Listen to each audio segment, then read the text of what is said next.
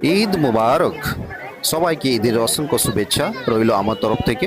আপনারা সবাই ভালো থাকেন, সুস্থ থাকেন, আর আপনাদের পরিবারের প্রতি আমার অসংখ্য অসংখ্য ঈদের শুভেচ্ছা। ছোটবেলায় ঈদের নামাজ পড়তে যেতাম বাবার সাথে বা বড়দের সাথে।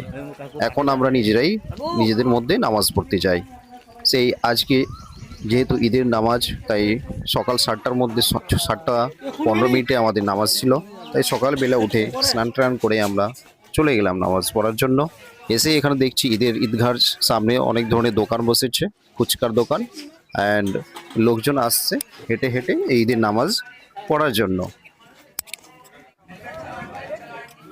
ঈদের নামাজ পড়তে এসে সবাই এখানে লাইনে দাঁড়িয়ে আছে, কারণ বসার জন্য যে পার্টি লাগবে সেগুলো পিছনে নেই। কিন্তু যখনই নামাজ স্টার্ট হয়ে যাবে জায়গা কিন্তু হয়ে যাবে।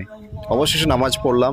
এখন আমাদের মৌলভী সাহেব খুতবা পড়াচ্ছেন, কারণ এরপরে দোয়া হবে। দোয়ার আগে কিছুক্ষণ আমাদের যে মৌলভী সাহেব কিছুক্ষণ খুতবা বা কিছু পড়েন, পড়ানোর পরেই আমাদের আবার দোয়া সৃষ্টি হবে, দোয়ার শুরু হবে।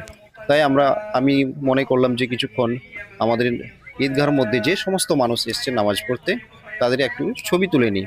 তাই আমি চুপি চুপি সবার ছবি তুলছি।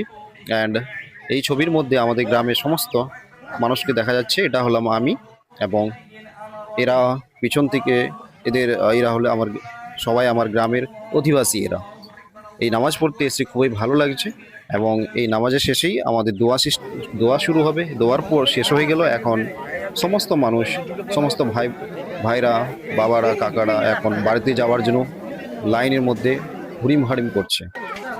এখন বাইরে দেখতে পাচ্ছি যে এরা বেলুন কেনার জন্য ব্যস্ত। বেলুনে প্রচণ্ড ভিড় লেগে গেছে দোকানের সামনে। বেলুনের প্রচণ্ড ডিমান্ড পড়ে গেছে, সবাই তার বাচ্চাদের জন্য বেলুন নিতে কিনতে।